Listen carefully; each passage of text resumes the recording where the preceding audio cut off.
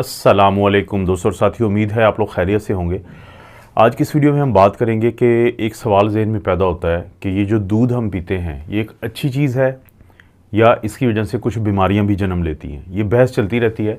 बहस को छोड़ें, बहस से ज़्यादा ये बात भी चलती है कि आप ख़ुद अपनी ज़िंदगी में देखते हैं कि जब आप दूध पीना शुरू करते हैं ज़्यादा तो आपको कोई ना कोई पेट का ऐसा मसला बनता है या वैसे भी आपको कोई ना कोई ऐसी बीमारी होती है कि डॉक्टर के साथ जब आपकी बात होती है तो आपको बताया जाता है कि हो सकता है कि मसला दूध की वजह से हो।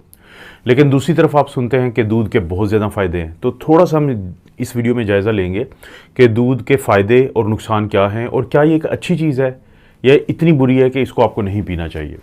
दूध जो है हो सकता है कि आप लोगों के जहन में हो कि इंसान शुरू से ही, यानी मैं बच्चों की नहीं बात कर रहा, मैं बड़ों की बात कर रहा हूँ, कि वो शुरू से ही शायद दूध पीते थे इंसान। ऐसा नहीं है।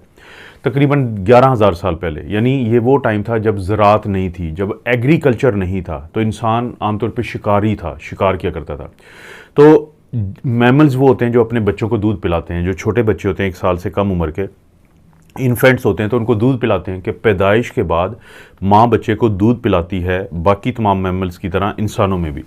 ये जो दूध होता है बच्चे को क्या फ़ायदा देता है फौरी तौर पे? एक तो ये होता है कि बच्चे का जो हाजमा होता है, यानी हज़म करने का जो सिस्टम होता है वो इतना मजबूत नहीं होता।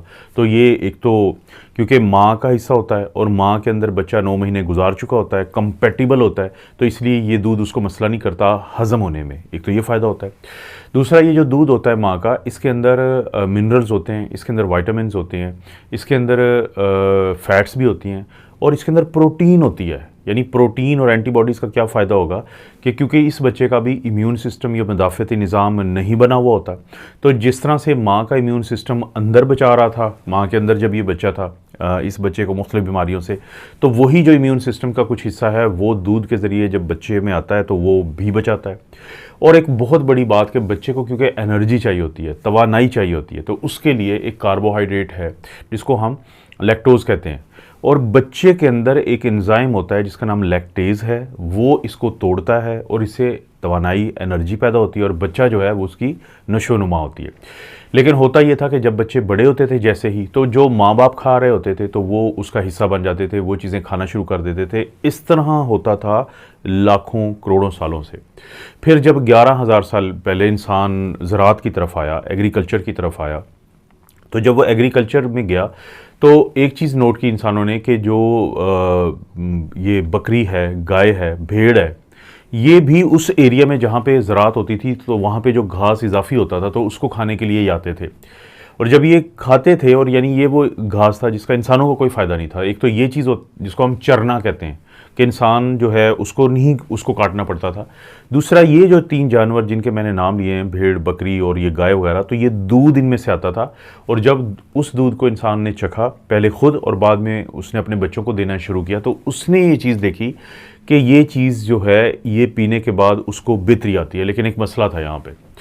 वो मसला ये था कि जैसे ही बच्चा बड़ा होता जाता है तो ये जो लैक्टेज़ नामी एंजाइम होता है तो ये उसमें कम होता जाता है। यानी आप बड़े हो गए तो आपके अंदर ये एंजाइम नहीं होगा, तो क्योंकि आप आदी थे दूसरी चीज़ें खाने के। तो फिर दूध के अंदर ये जो कार्बोहाइड्रेट था, ना सिर्फ ये कि ये टूटता नहीं था, बल्कि फिर आपको पेट के और आंतों के मसले बनाता था। लूज़ मोशन, पेट में गैस, अफारा, डकारें आना या उल्टी आना, इस तरह की कैफियत। तो अक्सर जो लोग थे उनके अंदर ये लैक्टेज़ एंजाइम नहीं था 1 साल की उम्र के बाद। तो फिर इसमें ये हुआ कि दुनिया में 2 किस्म के ग्रुप हो गए, क्योंकि जब कोई चीज़ का इस्तेमाल आप ज़्यादा करते हैं, क्यों इस्तेमाल करना शुरू किया? क्योंकि ये खुराक बन गई। वो लोग जो उस वक्त एग्रीकल्चर में थे उनको इजाफी खुराक मिल गई दूध की शक्ल में।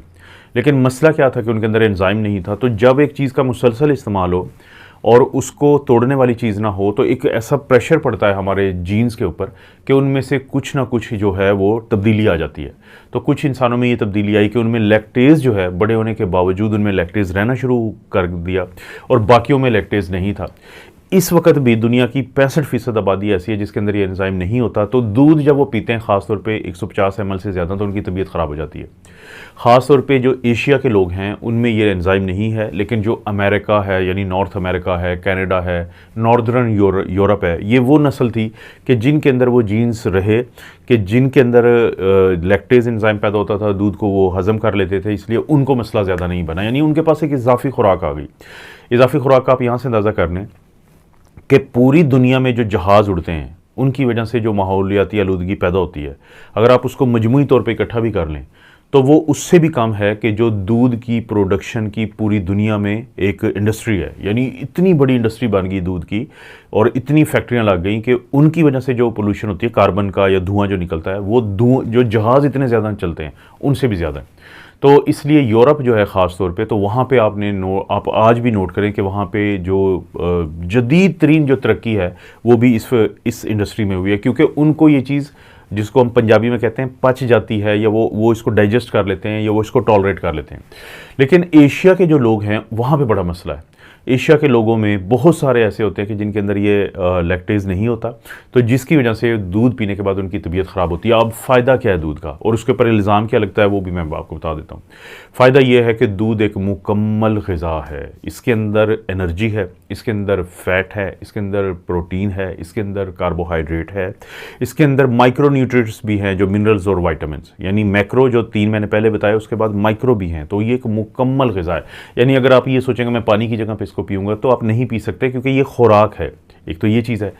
दूसरा ये है कि कैल्शियम की अक्सर बात करते हैं कि कैल्शियम जो है वो इसके अंदर मौजूद है तो हड्डियाँ मजबूत होती है, लेकिन कैल्शियम तो बाकी चीज़ों में भी है, तो वो भी आपकी हड्डियों को मजबूत करेंगे।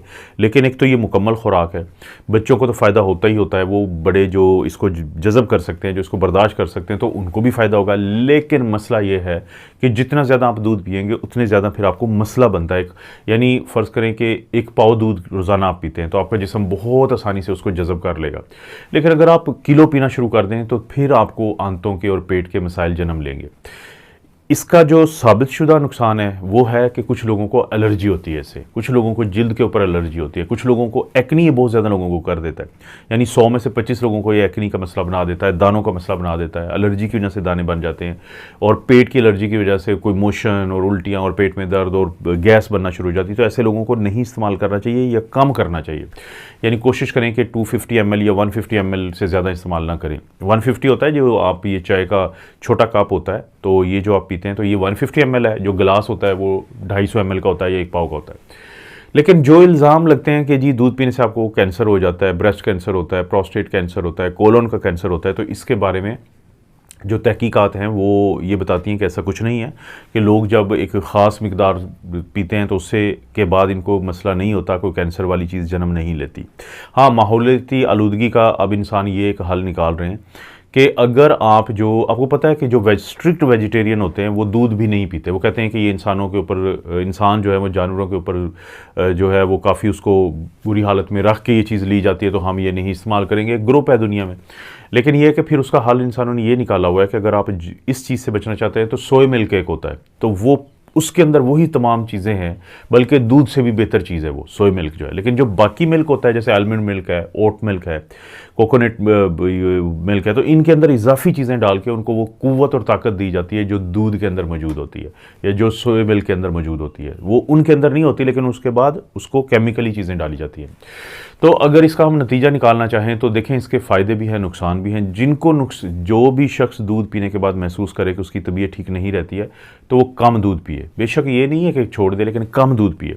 और जिन लोगों को लगता है कि वो दूध को हज़म कर सकते हैं, वो टॉलरेट कर सकते हैं, उनको कोई नुकसान नहीं होता, तो दूध एक मुकम्मल ग़िज़ा है। कैंसर वगैरह को भूल जाएं, ऐसी कोई चीज़ें नहीं हैं।